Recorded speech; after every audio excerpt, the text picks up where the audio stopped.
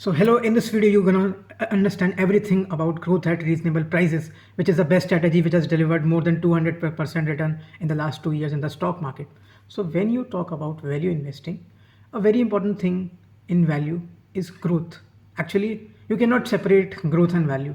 These are, I think, indispensable. These are both part of each other. So ultimately, if you can buy a high growth company at reasonable prices, you make a lot of money. And that is precisely the philosophy behind this strategy called as GARP, or growth at reasonable prices.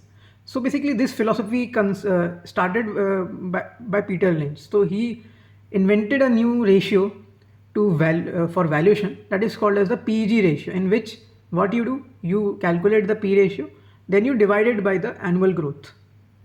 So for example, if the P of a stock is 30 and if the stock is doing 20% earnings growth, you divide 30 by 20, you get 10.5 as the PEG ratio. So he is saying there that a stock is fairly valued, is undervalued only if the PEG ratio of the stock is less than 1.5. So you only have to buy stocks which are less than 1.5 PEG ratio, right? And ideally the PEG ratio should be less than 1 or 1, because then you are like paying less than the growth, and that's awesome. Like if a company is doing 30% earnings growth annually, so I'm like very happy paying it 30p, because I know that the growth is going to subside everything, right? So this is only the philosophy by Peter Lynch, where you find companies with good growth potential. So like EPS growth is a very important thing, and EPS growth stems itself from sales growth. If you cannot have sales growth, getting EPS growth is very difficult, right? So hence, if you are comparing companies across sectors, I think you should look at the growth, because ultimately comparing just the price earning across industries or across companies does not make sense, because if a company says is a very big market cap company, it will have a lower P if it's because it's growing less, right? If a company, like, let's suppose there is a bank like HDFC Bank, it is doing 20% earnings growth, so versus a bank which is doing 30% earnings growth, obviously I'm going to pay a premium to the company which is doing much more growth, right? This is the philosophy, right, around this. But I think it's very important to understand the cyclicality of growth. Understand every asset is cyclical. Similarly, every business is also has some factor of cyclicality involved in it. Some are perfectly cyclical businesses, some are sort of what you call as secular growth businesses, in which there is some cyclicality involved, which is part of business cycles. But the cyclicality is not like that in a year, like in one year you are making 30% margin and in another year you are in a 10% loss. In one year, like, you are doing 100% CAGR sales growth, and other year, like, you are like degrowing yourself, your sales is like 40% down from the last year. So that is typically cyclical companies, and all the commodity companies, steel companies, these are cyclical companies. And secular growth is which grow over a period of time on a consistent basis. So the consistency of growth is what market likes. Market very much rewards consistency of growth. So for example, when people ask that why FMCG companies get such a high multiple, the reason is precisely that, because they guarantee you consistency of growth, they guarantee you secular growth. Because even if, let's suppose, GDP growth is like 3% instead of 6%, there will be some sort of consumery less consumption, but still you cannot stop buying your toothpaste or your atta or something like that, or your Maggi noodles, right? So that is the whole thing.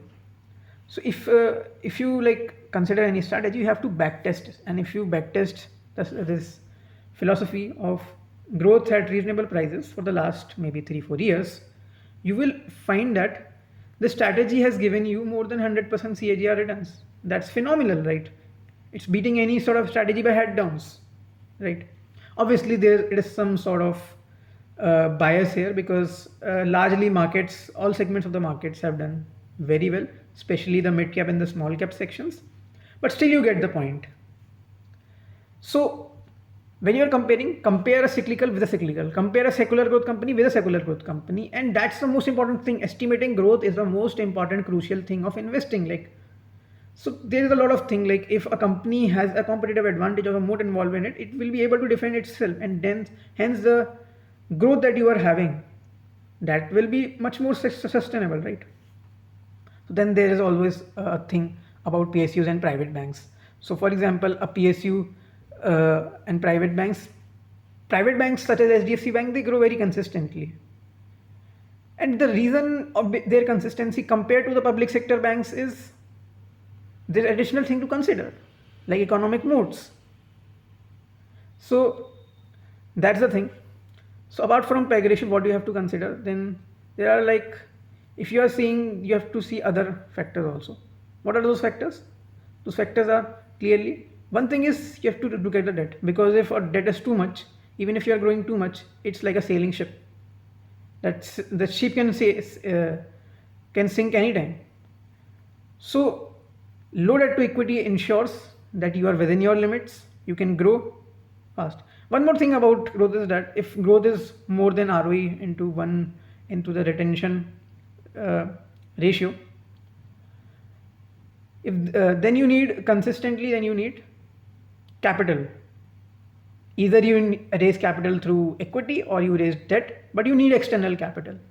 So ROE into the retention ratio, basically, that is 1 minus what dividend the company has given, dividend yield, that is the retention ratio. So you multiply the retention ratio with the ROE and you get, okay, this is the permissible growth that a company can sustainably do without raising equity or without diluting or without raising debt, right? So one thing is also there, like even in if they're a finance business, if you are growing 20-25%, 30%, that's good.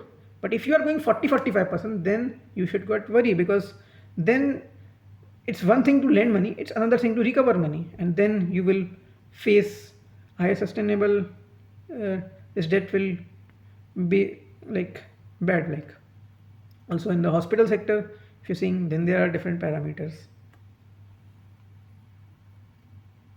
So you have to buy underappreciated assets and hold them for a long-term perspective. Buy quality at a cheap price. That's what investing is all about. Thank you. I hope you enjoyed it. I hope you learned something new. If yes, then press that bell icon